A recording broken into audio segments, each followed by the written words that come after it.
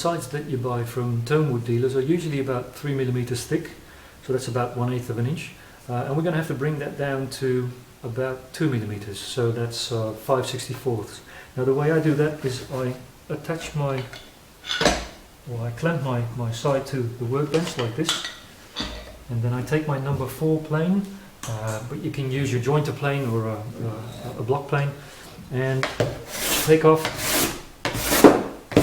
excess material like so, flip it over, do the other side, and as you get closer you change to scraper blade like this, and this takes some practice and some pressure as well. You get really warm thumbs when you use these, and take off some more material, and then as you get really close you may want to glue or double sticky tape some sandpaper to a wooden block and take off the rest like this. This will give you excellent results as far as evenness goes, and keep checking with your calipers for thickness, so you want them to be 2 mm pretty much everywhere you measure, so a little, well, 5/64 of an inch.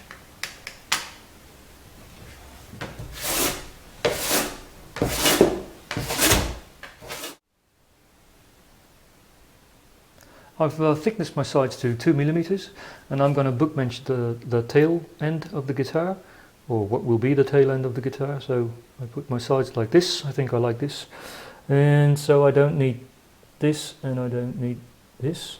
So I'm going to saw this off later, and this gives me a body depth at the tail end of the guitar of 105 mm, and that's 4 inches and 1/8, so that's ample for the guitar we're making.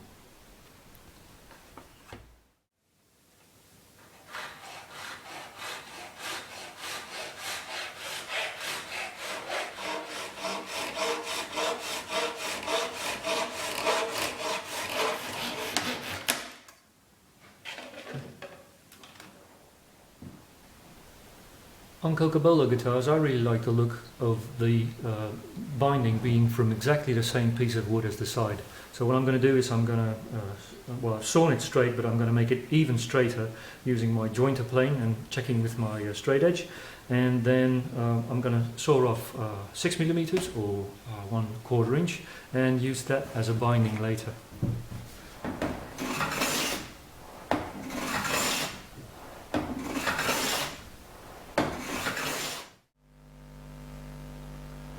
The sides are down to 2 mm, and I've indicated where the waist is going to be, so with the use of my mold I can start bending now.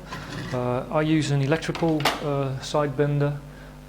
If you're only going to make one guitar, maybe you want to experiment with some butane gas and copper piping instead of an electrical side bender.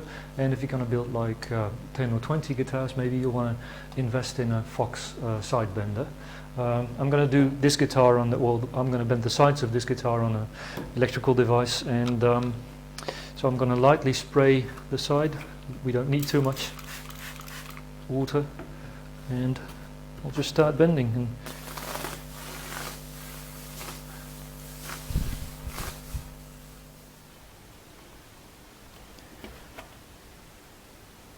when you've moved the wood up and down for a bit, you're going to feel the heat sink in, and that's when the wood starts getting pliable, and that's a great feeling.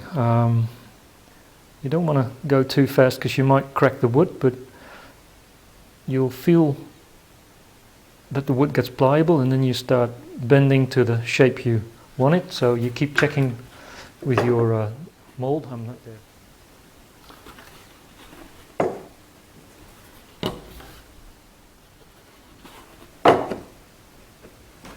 There we're almost there. I'm almost satisfied with the waist, so I think this should be it. Yeah, so now I'm moving on to the upper bout and lower bout.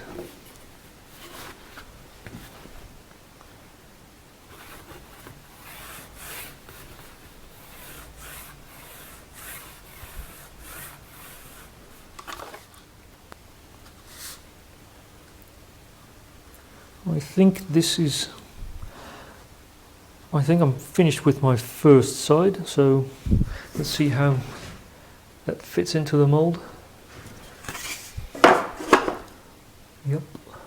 that looks fine. So I'm going to clamp this and leave it to dry overnight. And rosewoods usually don't have a lot of spring back. If you're using mahogany or cypress or walnut, then you may see some spring back when you unclamp it in the morning, but this is usually fine. So time for site number 2. With the sides bent and clamped into the mold, you can extend your center line onto the tail end of the guitar. So you just scribe a line by the end of the mold, and do that on the heel side as well. I've prepared that one. And so it's time to take the side out of the mold and clamp it to your workbench or something like I've prepared here, and then just cut it to length.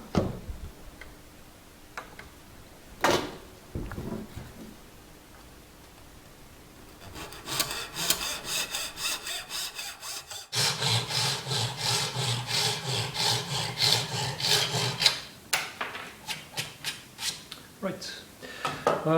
If you're going to make an inlay strip at the tail end, and you're going to do that by cutting a truss once the sides are glued to the tail block, then this is good enough.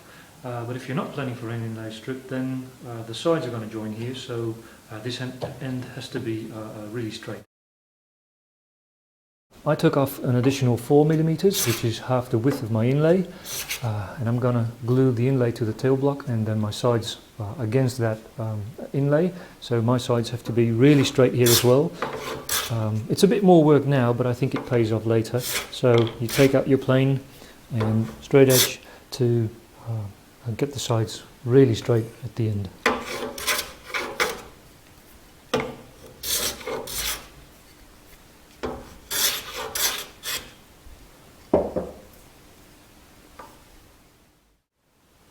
At the tail end, the sides are joined by the tail block, which is a piece of cedar, usually, same material as the neck, and it's about 10 centimeters high and 60 millimeters wide and about 2 centimeters thick.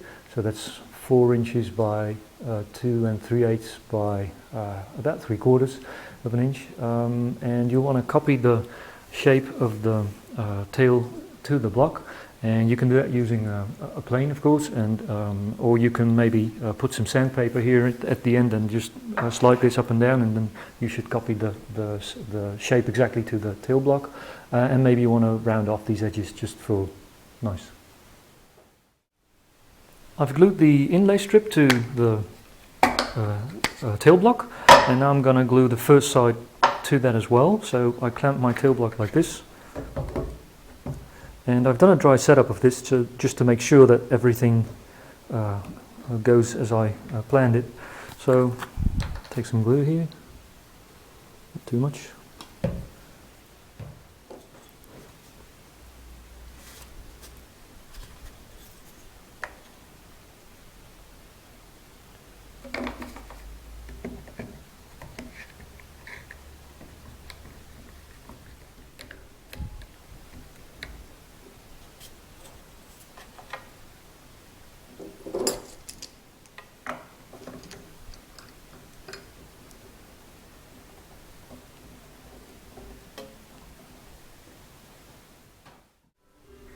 Both the sides are glued to the tail block now, and I've cleaned this up a bit with some sandpaper, and I'm going to clamp the sides into the mold. And first thing I'm going to do after that is clean them up with a scraper blade, because well, you want this paper, you don't want that there, and we've used that to avoid the sides from scorching, but we don't need it now, so we're going to clean that up. Let's see.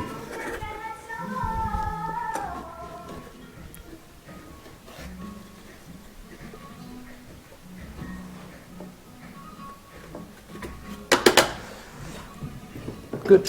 Now we take out the scraper blade.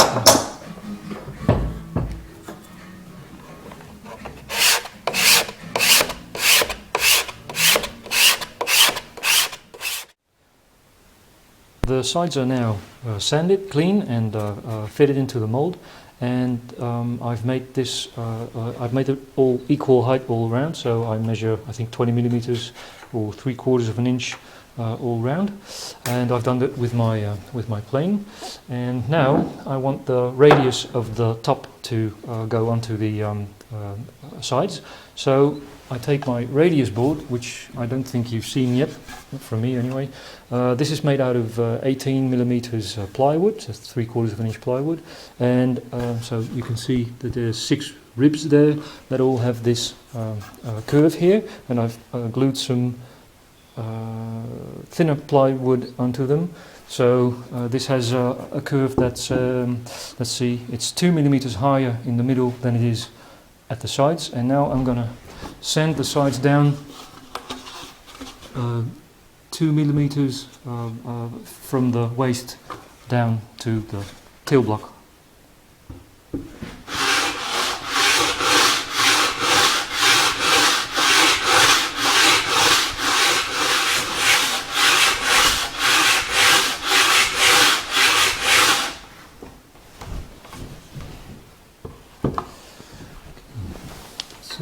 So it's 21 here and 19 here. That means it's 2 millimeters lower at the tail end than it is at the neck end. It's now time to glue in the curved linings.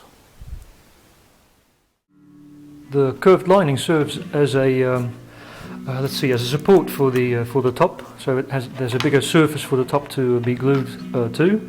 So we're going to have to, let's see, glue that to the sides.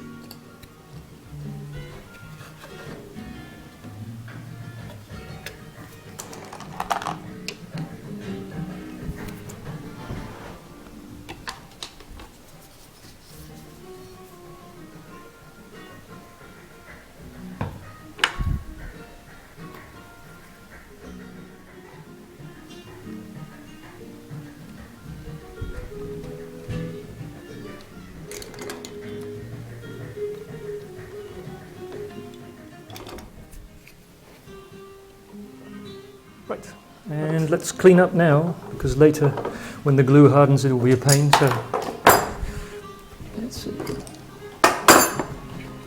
Up.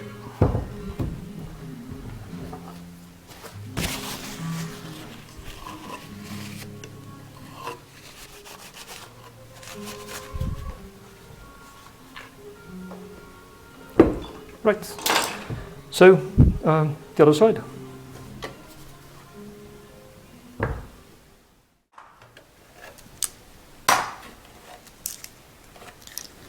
Good.